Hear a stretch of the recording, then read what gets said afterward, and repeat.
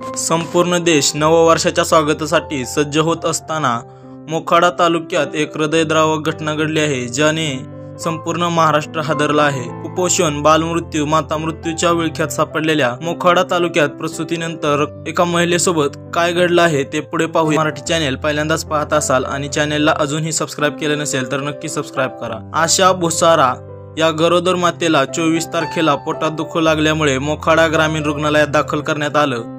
यानंतर 2 दिवसांनी 26 तारखेला सकाळी 9च्या सुमारास तिची प्रसूती झाली। मात्र त्यानंतर तिचा रक्तस्राव थांबत नसल्याने त्यासाठी आवश्यक उपचार करून ही परिस्थिती बिकट झाल्याने तात्काळ तिला 10:30च्या दरम्यान जवाहर कुटीर रुग्णालयात हलवण्यात आले। या ठिकाणी रक्त चढवणे आणि बाकी उपचार करण्यात आले। मात्र माता बेशुद्ध झाल्याचे वैद्यकीय अधिकारी यांनी सांगितल्याने तिला 1:30 वाजेच्या सुमारास नाशिक जिल्हा रुग्णालय येथे पाठवण्यात आलं। मात्र नाशिकच्या अलीकडेच तिचा मृत्यू झाला। बाळ सुखरूप असल्याचे सांगण्यात येत आहे। हा मृत्यू सरकारी यंत्रणांच्या अपयशामुळे झाल्याचे नातेवाईकांचा आरोप आहे।